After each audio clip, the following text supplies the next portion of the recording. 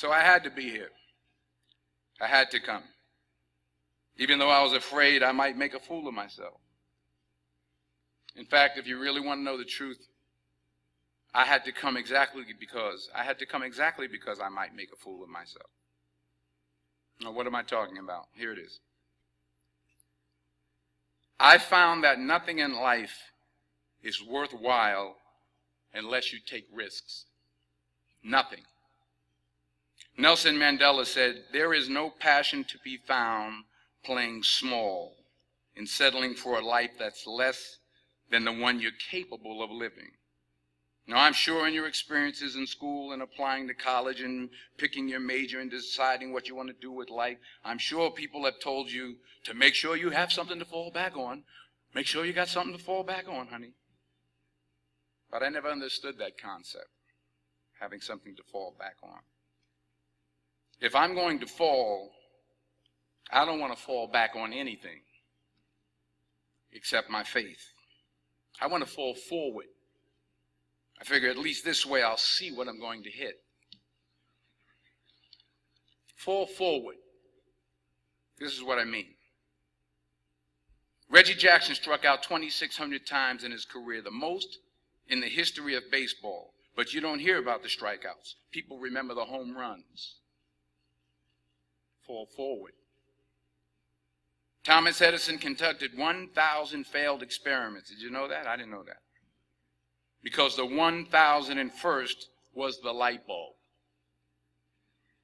Fall forward. Every failed experiment is one step closer to success. You've got to take risks, and I'm sure you've probably heard that before, but I want to talk to you about why that's so important. I got 3 reasons, and you can pick up your iPhones. First, you will fail at some point in your life. Accept it. You will lose. You will embarrass yourself. You will suck at something. There's no doubt about it. And I know that's probably not a traditional message for a graduation ceremony, but hey, I'm telling you, embrace it, because it's inevitable. And I should know. In the acting business, you fail all the time. Early on in my career, I auditioned for a part in a Broadway musical. Perfect role for me, I thought, except for the fact that I can't sing. So I'm in the wings. I'm about to go on stage, but the guy in front of me, he's singing like Pavarotti. He's just going on and on and on, and I'm just shrinking. I'm getting smaller and smaller. So they say, "Oh, thank you very much, and you'll be hearing from us." So I come out with my little sheet music, and it was Just My Imagination by the Temptations. That's what I came up with. So I hand it to the accompanist, and she looks at it and looks at me and looks out at the director and was like, ah. So I start, I'm going to sing. I'm like, it's just my imagination once again, and then coming away with me. And I'm not saying anything, so I'm thinking I'm getting better. So I start getting into it. It was just my imagination. Running. They say, "Oh, thank you very much, Mr. Washington. Thank you." So I assumed I didn't get the job. But the next part of the audition, he called me back. The next part of the audition is the acting part of the audition. So I'm like, hey, okay, maybe I can't sing, but I know I can act. So they pair me with this guy, and again, I didn't know about musical theater. And musical theater is big, so they can reach everyone all the way in the back of the stadium. And I'm more from a realistic, naturalistic kind of acting where you actually talk to the person next to you. So I don't know what my line was. My line was, "Well, hand me the cup." And his line was, "Well, I will hand you the cup, my dear. The cup will be there to be handed to you." I said, "Oh, okay." "Well, should I give you the cup back?" "Oh, yes, you should give it back to me, because you know that is my cup and it should be given back to me." I didn't get the job. But here's the thing. I didn't quit. I didn't fall back. I walked out of there to prepare for the next audition, and the next audition, and the next audition. I prayed. I prayed. And I prayed. But I continued to fail, and fail, and fail. But it didn't matter, because you know what? There's an old saying, you hang around the barbershop long enough, sooner or later you're going to get a haircut. So you will catch a break, and I did catch a break. Last year, I did a play called Fences on Broadway. Someone talked about it. Won the Tony Award. And I didn't have to sing, by the way. But here's the kicker. It was at the Court Theater. It was at the same theater that I failed that first audition 30 years prior.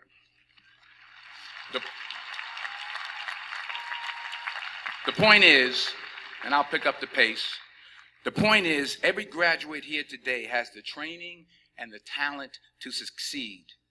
But do you have the guts to fail? Here's my second point about failure. If you don't fail, you're not even trying. I'll say it again. If you don't fail, you're not even trying. My wife told me this great expression. To get something you never had, you have to do something you never did. Les Brown's a motivational speaker. He made an analogy about this. He says, imagine you're on your deathbed, and standing around your deathbed are the ghosts representing your unfulfilled potential. The ghost of the ideas you never acted on. The ghost of the talents you didn't use. And they're standing around your bed, angry, disappointed, and upset.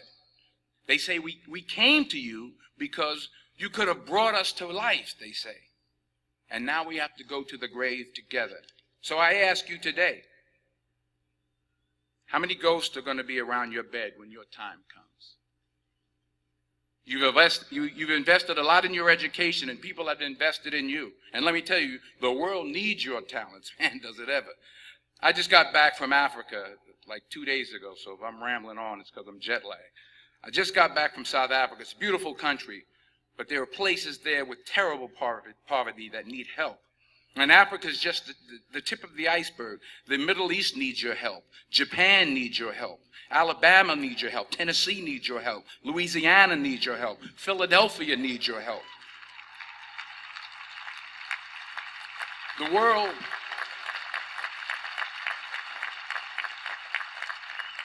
world needs a lot, and we need it from you.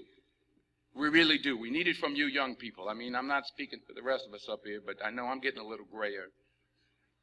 We need it from you, the young people, because remember this. So you got to get out there. You got to give it everything you got, whether it's your time, your talent, your prayers, or your treasures. Because remember this. You will never see a U-Haul behind a hearse.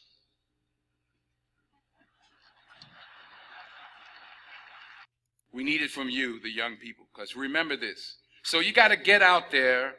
You got to give it everything you got, whether it's your time, your talent, your prayers, or your treasures. Because remember this. You will never see a U-Haul behind a hearse.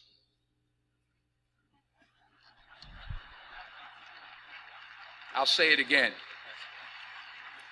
You will never see a U-Haul behind a hearse. You can't take it with you. The Egyptians tried it, and all they got was robbed. So the question is, what are you going to do with what you have? I'm not talking about how much you have. Some of you are business majors. Some of you are theologians, nurses, sociologists. Some of you have money. Some of you have patience. Some of you have kindness. Some of you have love. Some of you have the gift of long suffering. Whatever it is, whatever your gift is, what are you going to do with what you have? All right, now here's my last point about failure. Sometimes it's the best way to figure out where you're going. Your life will never be a straight path. I began at Fordham University as a pre-med student. I took a course called cardiac morphogenesis. I still can't say it. Cardiac morphogenesis. I couldn't read it. I couldn't say it. I sure couldn't pass it. So then I decided to go into pre-law, then journalism. And with no academic focus, my grades took off in their own direction. Yeah, down. I was a 1.8 GPA one semester, and the university very politely suggested that it might be better to take some time off. I was 20 years old. I was at my lowest point. And then one day, and I remember the exact day, March 27th, 1975, I was helping my mother in her beauty shop. My mother owned a beauty shop up in Mount Vernon. And there was this older woman who was considered one of the elders in the town. And I didn't know her personally, but I was looking in the mirror, and every time I looked at the mirror, I could see her behind me, and she was staring at me. She just kept looking at me. Every time I looked at her, she kept giving me these strange looks. So she finally took the dryer off her head and she said something I'll never forget. First of all, she said, "Somebody give me a piece of paper. Give me a piece of paper." She said, "Young boy, I have a prophecy, a spiritual prophecy." She said, "You are going to travel the world and speak to millions of people." Now, mind you, I'm 20 years old. I'm flunked out of school. In fact, like a wise ass, I'm thinking to myself, maybe she's got something in that crystal ball about me getting back into school next fall. But maybe she was on to something, because later that summer, while working as a counselor at a YMCA camp in Connecticut, we put on a talent show for the campers. And after the show, another counselor came up to me and asked, "Have you ever thought about acting? You're good at that." So when I got back to Fordham that fall, I got in and I changed my major once again for the last time. And in the years that followed, just as that woman prophesied, I have traveled the world and I have spoken to millions of people through my movies. Millions who up till this day couldn't see me, who up till this day I couldn't see while I was talking to them, and they couldn't see me. They could only see the movie. They couldn't see the real me. But I see you today, and I'm encouraged by what I see. And I'm strengthened by what I see. And I love what I see.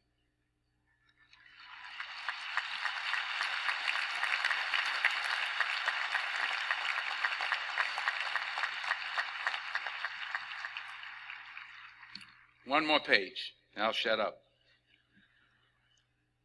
Let me conclude with this one final point, and actually the president kind of brought it up. It has to do with the movie Philadelphia. She stole my material.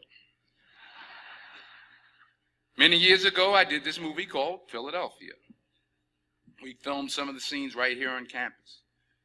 Philadelphia came out in 1993. Most of you were probably still in diapers. Some of the professors, too.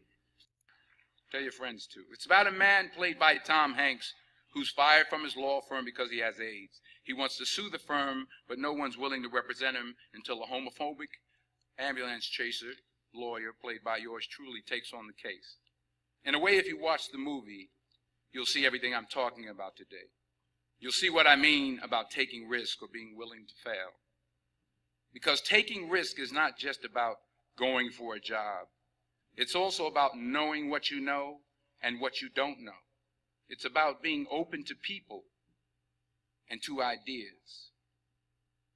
In the course of the film, the character I play begins to take small steps, small risks.